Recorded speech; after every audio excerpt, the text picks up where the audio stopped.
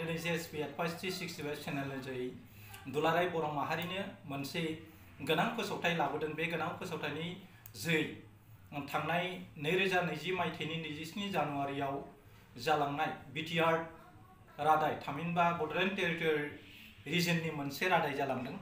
बे रादाय हिसाबै बिटिआरनि थामहिनबा बिटिसिनि सिमा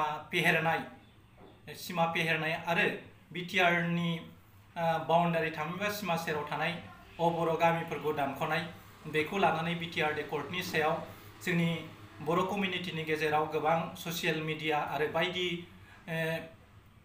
मिथिं दावथिंफ्राव हेंथा दोलोआ बायदिसिना खौरां फोसावबाय थानायखौ जों नुनो मोनदोंमोन आरो गोबां मानसिफ्रानो सानदोंमोन सानजा फारसे बिटिसिनि सिमाया बारायगोन ना बाराया बेखौ लानानै जोंनि गेजेराव दान्थे बिथान्थे गोबाव समनिफ्राय जाबोबाय थादोंमोन। आथिखालाव बिटिआरनि रादाय बादियै बिटिआरआ 3 बोसोर जानो थांगासिनो दं बिटिआरनि आयुआ। दा बे बुब्लियावनो दुलाराय बर' फरायसा आफाद लोगोसे NDFB बिग्रायारि आसाम सरकार आरो भारत सरकारजों जानाय बे गोरोबथानि जाय बर'फ्रा बिटिसिनि बाउन्डारिखौ थि समनि गेजेराव फेहेरिनि जाउनाव सोरबा दुलाराय बर' फरायसा आफादनि आफादगिरि दिफेन बर'खौ सोंखारिदोंमोन, सोरबाया बिथां प्रमद बर'नि सायाव बिटिआरनि सिमाखौ बिथाङा मानो बिटिआरनि रादाय जानाय लोगो लोगोनो 6 दाननि गेजेरावनो बिटिआरनि सिमाया बारायनांदोंमोन, मानो बारायनो हायाखै बेखौ लानानै जोंनि राजखान्थि दोलोफोरनि गेजेराव ओरैबायदि दावराव दावसि ससियेल मिडियायाव जादोंमोन। आथिखालाव बे ससियेल मिडियायाव बिटिआरनि सिमा बाउन्डारिखौ लानानै जि दान्थे बिदान्थे जाबाय थानायनि जिथु दोहौ, बे दोहौआ जोबनायनि लामायाव फैगासिनो दंसै। मानोना दिनै 26 जानुवारि रिपाब्लिक डे खालि डक्टर हेमन्त बिश्व शर्माया गुवाहाटीआव बे इन्डियान रिपाब्लिकान डे फालिनायनि जोहैनो बिटिआरनि दफा बादियै बिटिआरनि सिमा फेहेरनाय थामहिनबा बिटिआरनि नसुं सेराव थानाय माखासे ट्राइबेल कमिउनिटिनि गामिफोरखौ बड'लेण्ड टेरिटरि रिजनाव सोसननायनि हाबाफारिखौ बिटिआर एकर्डनि जोहै खालामनाय जादोंमोन आरो बे बिटिआर एकर्डनि बयनिख्रुइ डिबेट थामहिनबा दान्थे बिदान्थे जासिननाय टपिकआनो जाबाय बिटिआरनि सानजा फारसे सिमा फेहेरनाय। बे सिमाखौ गान्थि खानानै होखानाय जादोंमोन दि गहपुर ओनसोलनि सिमलुगुरि लोगोसे ढेकियाजुलि सनितपुर सदिया आरो बिहालिसिम लानानै बेखिनि ओनसोलखौ सोसननानै बिटिआरआव 60 गं समस्ति बानायनानै गोजोरै बिटिआरखौ मोनसे समाव आबुं सेपारेट स्टेट अफ बड'स खालामनायनि जि ग्रेटेस्ट ड्रिम्स अफ बड'फा उपेन्द्रनाथ ब्रह्म बेखौ लानानै दुलाराय बर' फरायसा आफाद आरो आथिखालनि इउपिपिएलनि मासियाव जिरायनाय बिथां प्रमद बर'आबो नारा नाथा नाजानायनि जोहै बिटिआरखौ थामहिनबा बड'फानि जि मोनसे सिमां डिभाइड आसाम 50-50 स्ल'गानखौ लानानै बिथांमोना गोबां समनिफ्राय आन्दलन खालामबोदोंमोन, हांगामा खालामबोदोंमोन। नाथाय सरकारा जोंनो जाबादि फिथाइखौ बै समाव होनांगौ बेखौ होआखै। दिनै बर'फ्रा सेथि, नैथि, थामथि गोरोबथानि जै बड'लेण्डनि जि सिमा बाउन्डारि दानाय बेयो मोगथाङाव फैबाय आरो थारैनो जुदि बड'लेण्डनि सिमाया आथिखालाव सनितपुर, ढेकियाजुलि आरो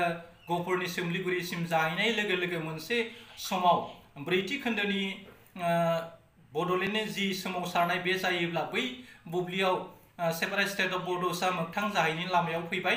मानोना आथिखालाव बिटिसिनि सिमाया गहपुर फारसेल' नङा, गहपुरनि साखाथि थानाय जिल्लाफोर जेरै बिश्वनाथ, ढेकियाजुलि आरो लखिमपुरनि खावसे बाहागोखौ लाफानानै आथिखालाव बेनि गामिफोरखौ डक्टर हेमन्त बिश्व शर्माया फोसावनाय जाबाय। 59 गं गामिखौ बोनजाबफानानै बिटिआरनि सिमाखौ दाफामनायनि जि हाबाफारि बेखौ बिथाङा दिनैनि सानाव गणतन्त्र दिवस खालि बेखौ फोसावनाय जाबाय।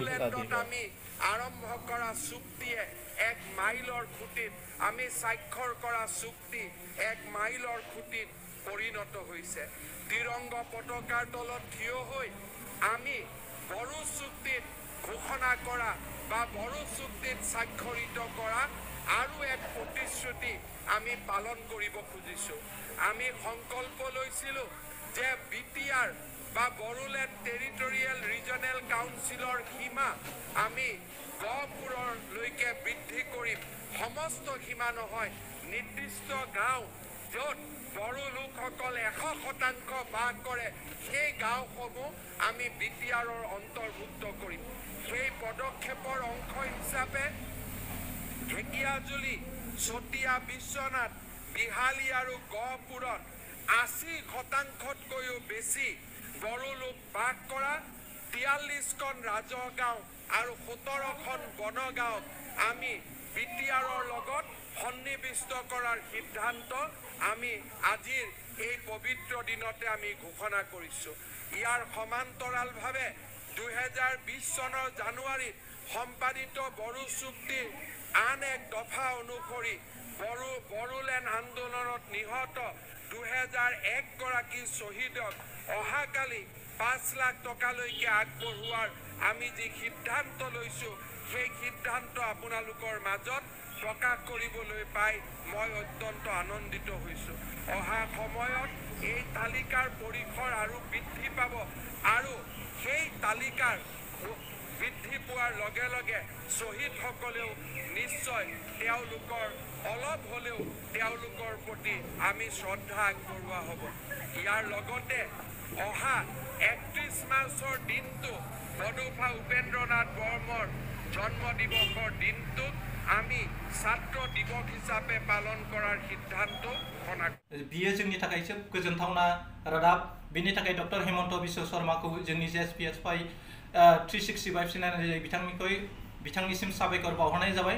मिजिंथियो फैगौ बुब्लियावबो जोंनि BTRनि सिमाया थि समनि गेजेरावनो मावफुंजालांगोन बेखौ नोजोर बोनानै जोंनि बर' कमिउनिटिनि बायदि आफादफ्रा लोगो नांनानै जुदि थाबैनो बे सिमाखौ गोख्रैयै फेहेरनो थाखाय नाजायोब्ला आरो थाबैनो BTRनि सिमाया जाफुंगोन होननानै जों मिजिं लानो हायो। आरो सिगाङावबो 98 गं गामिखौ नलबारि पार्ट आरो अदालगुरिनि खाथि खाला थानाय ट्राइबेल गामि आरो बर' गामिखौ सोसननाय हाबाफारिया जालांबाय होननानै जों मिथिनो मोन्दों। मानोना समष्टि डिलिमिटेसन थामहिनबा समष्टि दाफामनाय हाबाफारि जेरैहाय मंगलदैखौ गाखोमोरनानै अदालगुरि लकसभा समष्टि खालामनो नाजानाय आरो क'क्राझार बादि मोनसे लकसभा समष्टि दानायनि हाबाफारि दा बर'फोरनि गेजेराव जाबाय दं। बेनि हाबाफारियाव बे बर' गामिखौ सोसननानै ट्राइबेल कमिउनिटि थानाय मानसिफोरनि अराय मोजांनि थाखायनो सानदों होननानै जों बुंनांगोन। दा बे बिथिङाव जोङो खोब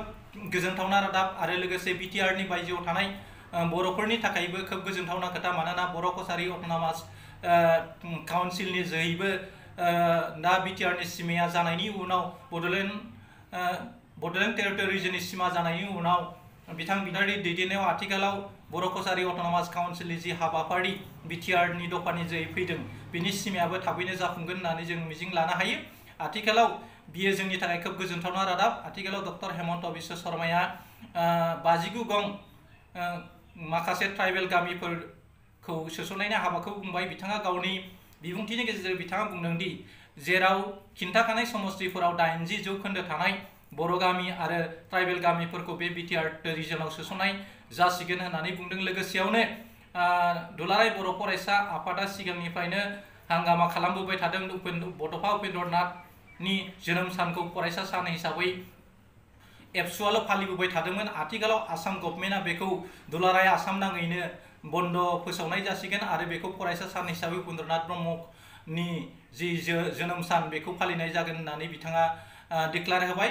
लोगोसेयावनो जायफ्रा बड'लेण्डनि हांगामायाव सोरबा जिनाहारि खालामजाबाय, सोरबा न' बां सावजाबाय, सोरबा गावथारजाबाय, बुथारजाबाय, दा बेफोरखौ नोजोर बोनानै डक्टर हेमन्त बिश्व शर्माया 2001 गं नखरारि फोलेरनो जायफ्रा बड'लेण्डनि हांगामायाव मुंख्लं जादोंमोन बिसोरनो बे अनथोबखौ गाबोन 27 जानुवारि खालि बेखौ क'क्राझाराव बेखौ डिक्लारेसन होनायनि खोथाखौ बिथाङा गावनि बिबुंथिनि गेजेरजों फोसावदों। आरो बिथाङा गावसिनि मावनो गोनां हाबाफारिखौ BTR कर्टनि दफा बादियै बेखौ मावफुंनाय जासिगोन होननानै बिथाङा बुंदों। बे आथिखालाव ससियेल मिडियायाव जाबादि दावराव दावसि जादोंमोन बे दावराव दावसिया थाबैनो गोमोरलांसिगोन जों होननानै मिजिंथियो। आरो बेयो दुलाराय बर' माहारिनि थाखाय खोब गोजोनथावना खोथा। लोगोसेयावनो खालि BTRनि सिमायाल' जोंनि सिमाफ्रा थि जाबाल' जानाय नङा।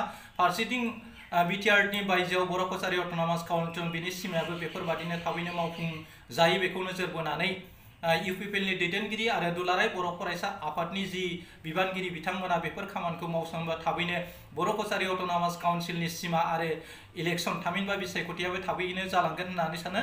दा गोलाव खालामनो सानला बयबो आथिखालाव ससियेल मिडिया आरो माखासे बिजोंनि जोहै आथिखालाव बिटिआरनि सिमा बाउन्डारि फोसावनायखौ नोंथांमोना नुनो मोनबाय। लोगोसेयावनो आङो डक्टर हेमन्त बिश्व शर्मानि जि फोसावनाय भिडिअ फुटेजखौबो आंनि जोबथा बुब्लियाव नोंथांमोननिसिम बेवहाय दाजाबना होनो नाजानाय जाबाय। बिनि जोहै नोंथांमोना मिथिनो हागोन बे सनित गहपुर सिमलुगुरिनिफ्राय लानानै लखिमपुर पार्ट आरो ढेकियाजुलि पार्टसिम लानानै बिहालिसिम माब्रै बिटिआरनि सिमाखौ माब्रै बबे गामिखौ सोनाय जायो बेखौ जोङो नेक्स्ट बुब्लिनि गेजेरजों जों बेखौ फोसावनो नाजागोन।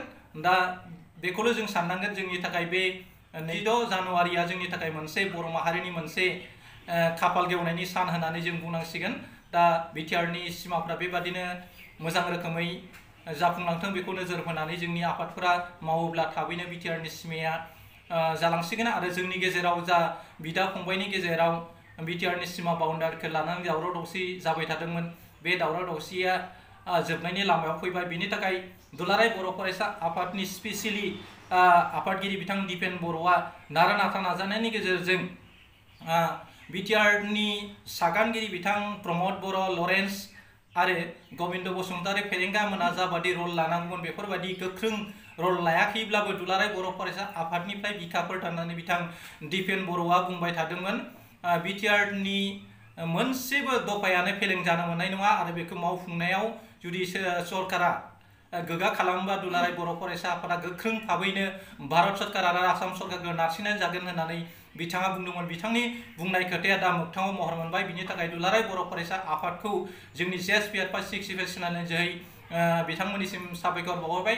लोगोसेयावनो फैगौ बुब्लियाव जाहाथे बे बिटिआरनि सिमाखौ लानानै जोंनि गेजेराव जाहाथे दान्थे बिदान्थे जालायबाय थायाबासिनो माबोरै जोङो बिटिआरनि सिमाखौ आरोबाव मोजां रोखोमै फेहेरनानै बिटिआराव सि दानानै जों माबोरै आबुं सेपारेट स्टेट बड' आरो जाय सिमांखौ बड'फा उपेन्द्रनाथ ब्रह्मआ नुदोंमोन बे सिमांखौ मोगथाङाव महर होनायनि हाबाफारिया मोनसे समाव जाफुंहैनायनि लामाया रोखा जाबाय। बिनि थाखाय जोङो दिनैनि बुब्लियाव खोब बर' माहारिनि थाखाय खुसिनि सान होननानै बुंनांगोन आरो जायफ्रा गोदान आंनि चेनेलाव बिथांमोनखौ आंनि JSP Advice 65 चेनेलखौ साबस्क्राइब खालामना लानो थाखाय खावलायनाय थाबाय आरो नोंथांमोना आंनि गोदान भिडिअखौ आपडेट मोननो थाखाय नोंथांमोना अल नटिफिकेशनखौ दाबायना ला जाहाथे आंनि भिडिअफ्रा नोंथांमोननि खाथियाव अराय सम खाथियाव सहैयो। जोबथा बुब्लियाव नोंथांमोननिसिम JSP Advice 65 चेनेलनि जोहै साबायखर बावहरबाय। एसेनोसै आं दिनैनि भिडिअखौ बावहायनो फोजोबनाय जाबाय। गोजोन्थों, खुलुमबाय, जै बर' हारिमु।